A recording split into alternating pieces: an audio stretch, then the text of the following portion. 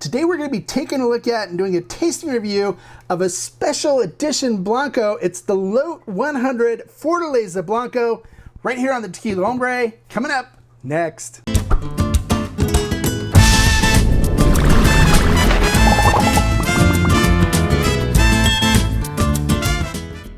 Hello and welcome to this episode of the Tequila Hombre, where today we're going to be taking a look at and doing a tasting review of the Lote 100 Blanco, Special Edition Blanco from Fortaleza. Now, what basically happened with this tequila is that they were producing their 100th batch, their 100th bottling of this tequila, and they decided they want to do something different. Now, the regular processes were still used with some minor differences in it. So if you want to see how Fortaleza is made, I'll put a link to a previous review I did up here of the regular Blanco and the still strength, and you can watch that. So the differences that they did this time is instead of using Valles agave, it's agave that's grown down in the valley region of Jalisco, they went up to Arandas and sourced other agave from a single farmer up there and trucked it down to the distillery. Okay, and so one other difference that they did with this is normally with the regular Blanco, they distill it at a higher proof and then they dilute it down. Well, with this special batch, they're not diluting it down. Instead, they're distilling it at 40% alcohol by volume. So there's no water added to this, so it should have a really nice agave flavor to it.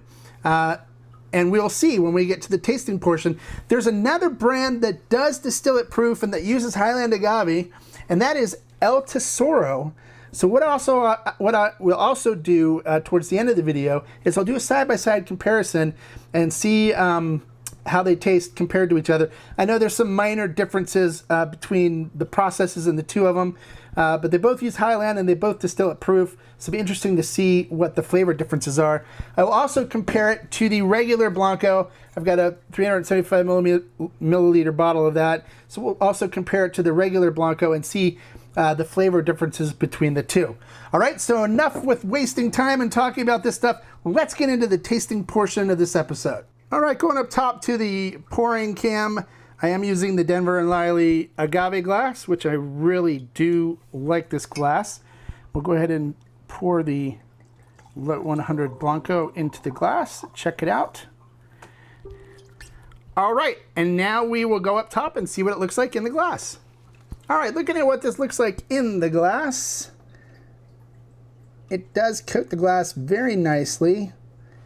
You can see the tiers and legs coming down, so it's gonna have a nice oily, viscous mouthfeel to it. And looking at the tequila itself, it is crystal clear.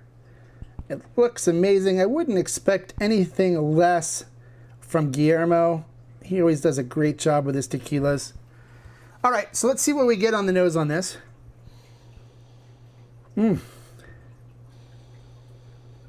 It's very crisp and clean on the nose.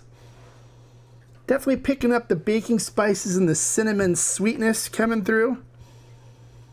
There's a little bit of brininess to it as well, so like some olive brine.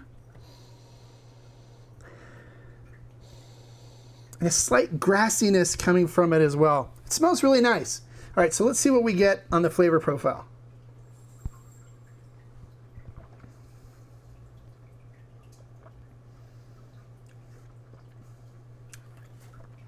Nice, buttery, oily mouthfeel to it. Loads of the baking spices and the cinnamon sweetness coming through on the front. Getting some anise coming through as well. Some anise, like dark black licorice bitterness coming through. A little bit of grassiness in there as well. Finishes with the hint of the cinnamon sweetness on the tongue. It's a really nice Blanco. I like this one. I definitely would recommend it. I would rate this one 4 agave on our agave scale, so 4 out of 5 agaves. So it's actually really good. It's a really good tequila.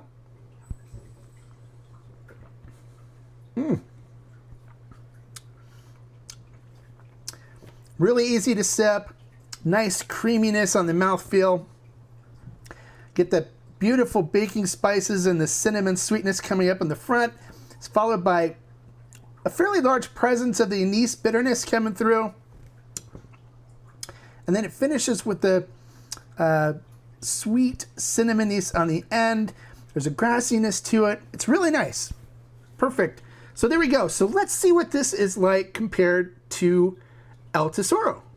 All right, so here we go. This is the Fortaleza Blanco, and this is the El Tesoro Blanco. So let's take a look. We already saw what the Fortaleza looked like. The El Tesoro coats the glass really nicely as well, and crystal clear as well. Okay, so comparing the two, let me rinse my palette. On the nose wise, this is the Fortaleza, this is El Tesoro. So nice, you get the nice cinnamon, baking spices, a grassiness, brininess coming through. It smells really nice. This one has kind of a richer baking spices and cinnamon nose to it. It has a grassiness. It's not as there's more of a mineral anise salinity stuff coming through on this one. But here I'm not getting the mineralness from the water as much, but I'm getting a more of the baking spices and the cinnamon sweetness coming through from the El Tesoro. All right, so let's do the Fortaleza.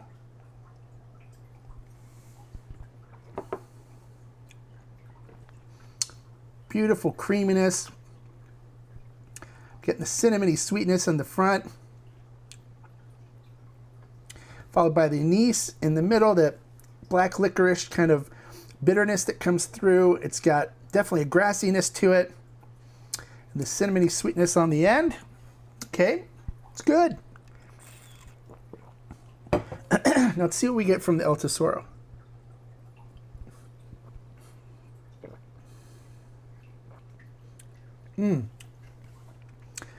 It's not as viscous as the Fortaleza is. I'm definitely getting rich cooked agave, so the cinnamony sweetness and the baking spices coming through. Not as much as the anise bitterness in the middle. And I'm getting the baking spices on the end as well. So these two are pretty comparable as far as flavors go. I would actually have to give it to the Fortaleza on this. I think Fortaleza is a little bit better, although for the price, I probably would lean more towards the El Tesoro. They're both very similar in flavor. The cinnamon and stuff is a little richer on the El Tesoro, and I'm finding that the anise bitterness is more present in the Fortaleza. Okay, so there you go. Now we're going to bring in the Fortaleza, the regular Fortaleza Blanco. So I've poured a little bit into a glass here, and we'll compare the two and see what the differences are between the Highland Agave distilled at proof Fortaleza versus the regular Lowland Valles Agave distilled at higher proof and then diluted down to 40%. Okay, so this one still smells the same. So I'm definitely getting baking spices and the cinnamon sweetness coming through here.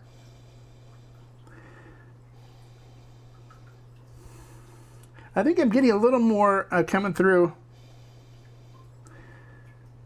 Well, it's got a little more of a mineralness to this one, to the original Blanco than the, yeah, definitely more minerality to the old Blanco than to the new batch. Okay, so let's see what we get on the flavor profile of this.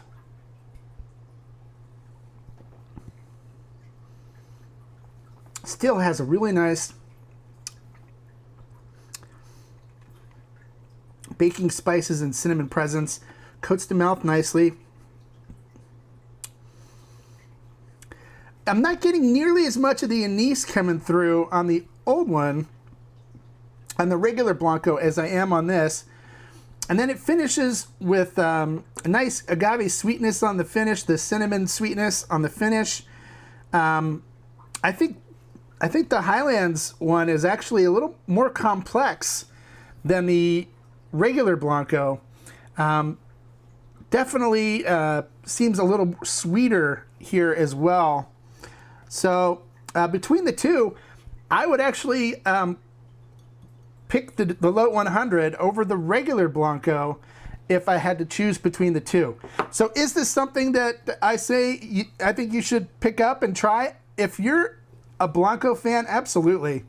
It is a well done Blanco. Really enjoying it. I'm a Highland agave kind of tequila person, so I would actually like to see Fortaleza make this a regular product, and if they did, it would be one that I keep on my shelf all the time. I think they did a great job with this, and I highly recommend it. So when you get a chance to get it, if you get a chance, go out and look for the Lote 100 Fortaleza and pick some up. I've seen the prices out there as high as $60-something. It's worth it for a one-time try, I think, and I definitely recommend picking some up. So there you go. If you have any questions, if you've tried the Lote 100 Fortaleza, comment below. Let me know what you think. If you found the same thing, I'd love to hear whether you like it better or not as much as the regular Fortaleza. And if you've seen a tequila out there that you'd like for me to do a review of, comment below, let me know. And don't forget to give us a like for the information that we shared. And more importantly, don't forget to subscribe, because we are giving away some great tequila. And the next episode, I'm going to give away a bottle of Lote 42A. So make sure you subscribe, comment, and like the video, and you'll increase your chances of winning that Lote 42A. And until next time, like I always say, life is too short to drink bad tequila. Salud.